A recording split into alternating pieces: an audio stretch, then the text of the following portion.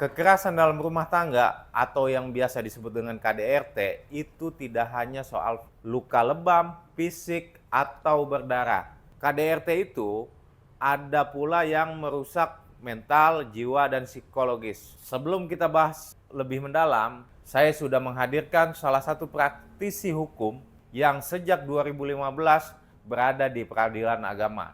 Yuk kita bahas di Ingkrah Podcast bersama praktisi hukum yang sangat luar biasa malam ini atau hari ini kita siapkan.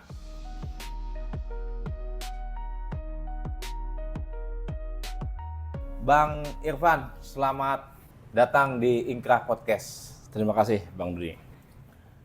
Bang Irfan ini salah satu advokat dari Lembaga Bantuan Hukum Anggrek Bulan Indonesia. Bang, sedikit mau saya bahas nih secara mendalam. Boleh? Dari kacamata hukum, yang tren dalam peradilan agama tentunya kekerasan dalam rumah tangga itu menjadi meningkat, Bang. Nah, bisa dijelaskan, Bang, secara detail? Oke, gini Bang Don. Jadi perceraian yang terdaftar di pengadilan agama belakangan ini salah satu penyebabnya adalah KDRT. Nah, itu trennya sedang meningkat ini. Meningkat drastis dari untuk KDRT ini. Secara data ya, Bang? Secara data, betul. Baik itu dari Mahkamah Agung maupun data dari Komnas Perempuan. Oke, selanjutnya kalau kita bicara masalah KDRT tadi Bang Don, KDRT itu dibagi menjadi dua. Yang tadi Bang Don jelasin sedikit tadi awal bahwa KDRT itu bisa berupa fisik. Oke. Yang kedua berupa psikis. Nah, yang fisik ini kita sudah sama-sama tahu lah ya, kalau fisik itu pasti terlihat. Entah itu berupa lebam, berdarah, atau bahkan bonyok sekalipun. Nah, itu kategorinya fisik. Lalu dengan psikis, KDRT secara psikologi ini memang secara kasat mata tidak terlihat Bang Don. Makanya sering terabaikan bahwa psikis ini yang kena adalah batinnya, jiwanya. Jadi secara kasat mata itu sangat tidak terlihat. Gitu Bang Don. Itu yang membedakannya ya, Bang ya? Betul. Nah, salah satu cara untuk menekan KDRT itu upayanya apa sih, Bang? Kalau secara hukum? Ya, kita perlu ketahui bahwa KDRT terjadi itu yang dilakukan terutama di dalam rumah tangga pasti banyak faktor-faktor penyebabnya. Salah satunya ekonomi, bahkan mungkin faktor pendidikan pun bisa menjadi salah satu faktor. Terus selanjutnya pencegahannya seperti apa yang tadi Bang Lun katakan, bahwa pencegahannya itu untuk psikis ya terutama. Kekerasan psikis. Nah itu harus bercermin kepada diri sendiri bahwa apa yang kita lakukan adalah sudah betul atau sudah sesuai dengan tuntunan agama terutama, atau memang apa yang kita lakukan sebagai suami atau maupun istri itu sudah sesuai dengan tracknya atau tidak. Oke, baik.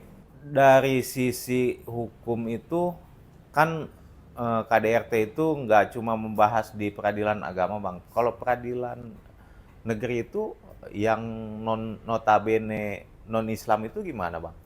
Ya, sebenarnya pada dasarnya sama aja ya.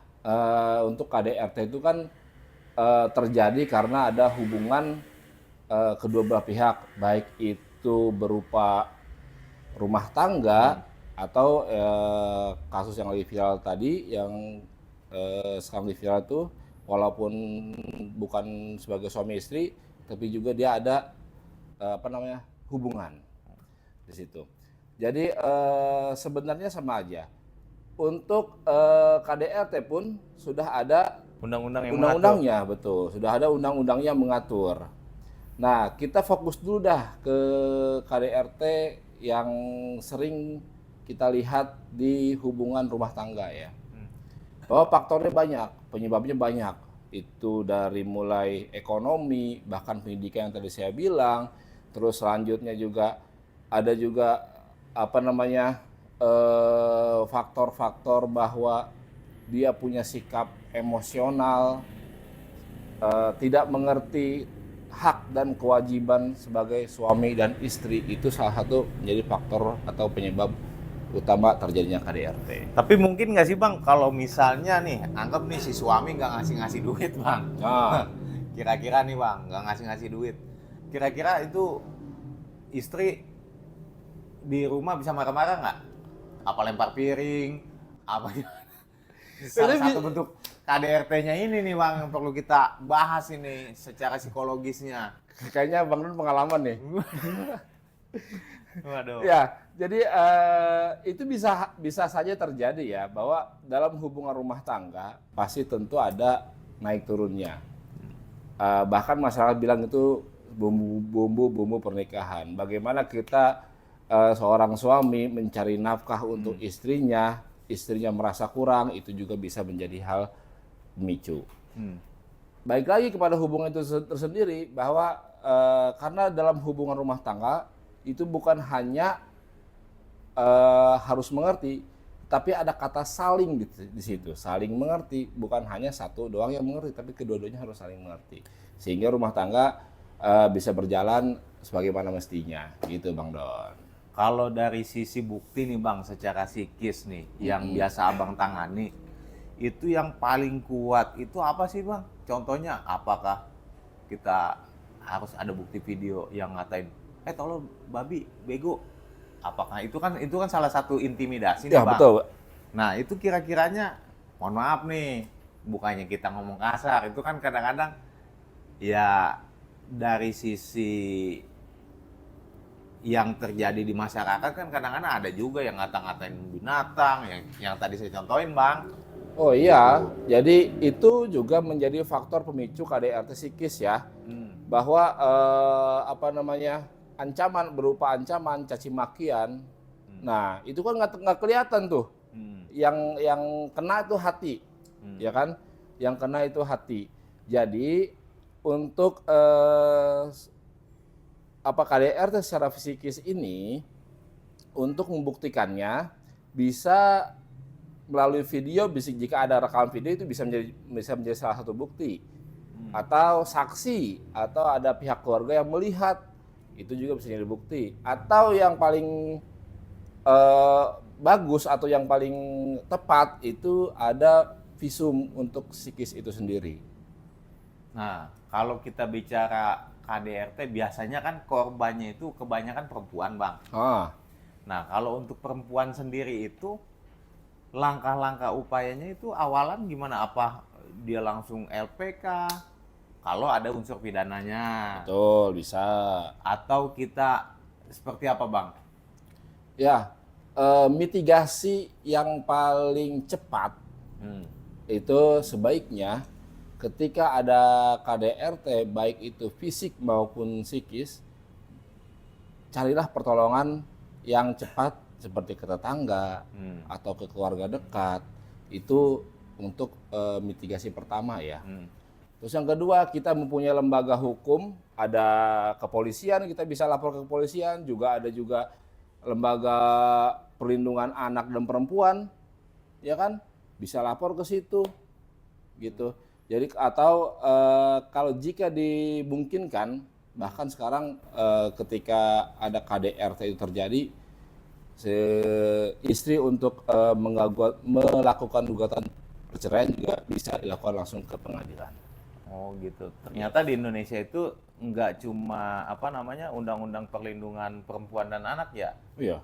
Tapi kayaknya kita harus usul Bang. Undang-undang perlindungan perlakian juga harus ada Bang. Kayaknya.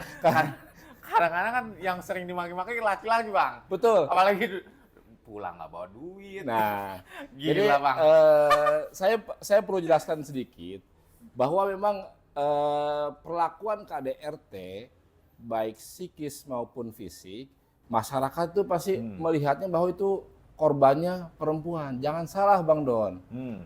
Laki-laki pun bisa jadi korban. Banyak perempuan-perempuan yang lebih kuat dari laki-laki sekarang. Jadi jangan salah, KDRT hanya hanya dilakukan kepada perempuan. Laki-laki pun bisa. Oh gitu Bang. Iya. Cuma kan di kita itu belum diatur Bang, namanya undang-undang perlakian. Kalau undang-undang perlindungan perempuan dan anak kan sudah dibuat gitu. Nah, apa kita bisa usulkan nih ke dewan-dewan kita? Bisa, silakan aja Bang Don itu. Tadi terkait alat bukti tadi, saya mau nambahkan bahwa terkait alat bukti KDRT yang berupa psikis itu bisa melalui ancaman dari chat WA misalkan Bang. Chat WA nih dia mengancam, mencaci maki, itu bisa menjadi alat bukti tambahan. Juga bisa juga walaupun terhitung di kategori lemah, misalkan catatan harian itu kan diari si korban, dia kadang suka nulis hari ini saya dipukul, mungkin hari ini saya dikata-katain, itu juga bisa menjadi bukti. Bisa menjadi bukti bahwa yang bersangkutan ini kena KDRT dalam segi psikis. Juga kalau berbicara KDRT psikis, alat bukti yang paling mendukung itu ada yang namanya visum et repertum psychiatricum. Oh gitu Bang. Atau biasa kita sebut sebagai visum batin. Luka batin ya. Luka batin. Itu bisa kita dapatkan atau si korban ini bisa memeriksanya ke psikologi atau ke rumah sakit terdekat. Itu bisa Bang jadi alat bukti. Oh gitu. Bang, saya mau nanya nih Bang. Kalau untuk peran saksi itu seberapa penting sih Bang? Selain daripada yang tadi Abang jelasin tuh, kan itu dari sisi media atau diarinya atau apapun lah. Nah, dari peran penting saksi itu dalam peradilan agama gimana Bang? Atau peradilan umum lah? Ya tentu. Jadi saksi kan kalau dalam peradilan atau dalam hukum acaranya itu kan harus minimal dua orang saksi. Karena satu saksi bukan saksi. Terus? Itu kaidahnya. Jadi untuk saksi ini, untuk KDRT psikis terutama, itu lebih idealnya adalah orang-orang terdekat, Bang Don. Contoh misalkan orang tua atau kakaknya, adiknya, orang-orang terdekat. Dan saksi itu yang lebih ideal itu adalah orang terdekat yang saya bilang. Gitu Bang Don. Nah, dari tekanan psikis atau kekerasan psikis dalam rumah tangga itu ada nggak sih Bang intimidasi terhadap pasangannya untuk tidak dia melakukan gugatan cerai atau dia ya tekanan-tekanan yang luar biasa lah sehingga dia maju mundur sehingga takut menggugat gitu. Kegundahan dalam hatinya ini nih dia sudah tidak nyaman tapi dia takut gitu.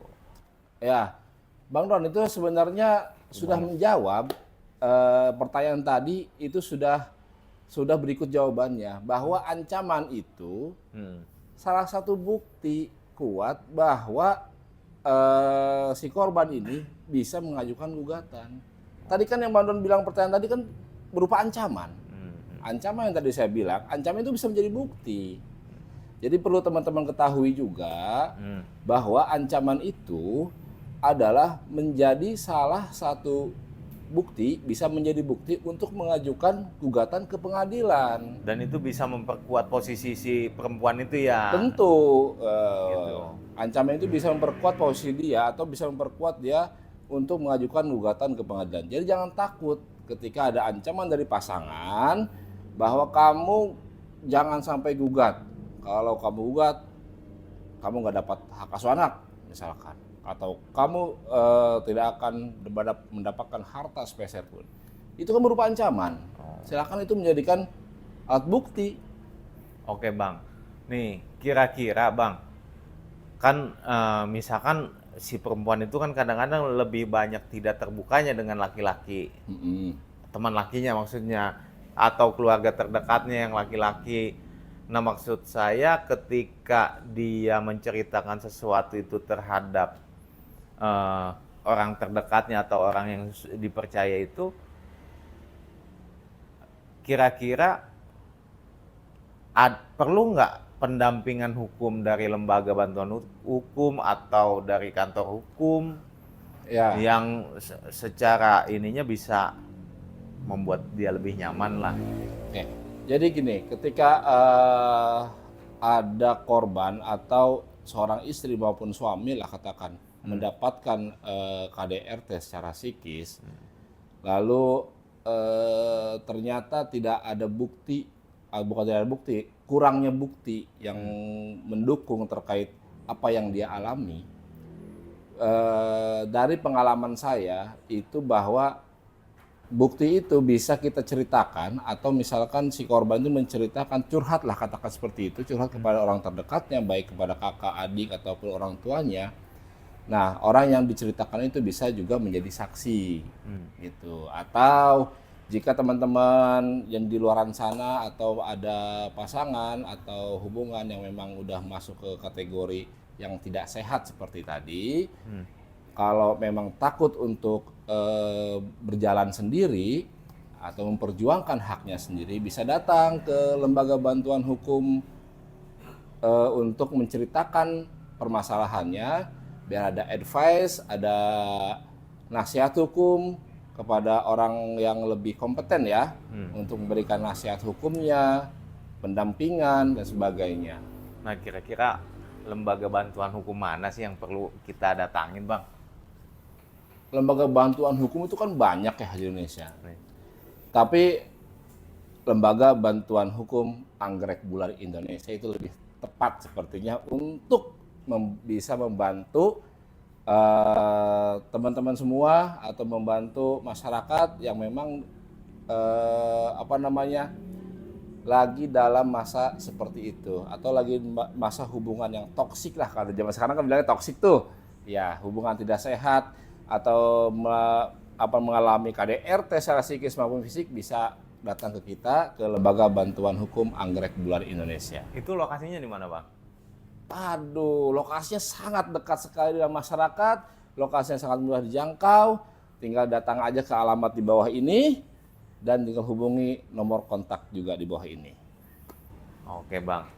Selain daripada itu, Bang, ada sedikit yang ingin saya tanyakan, Bang. Tadi kan kita bahas soal psikis ya, Bang. Ya.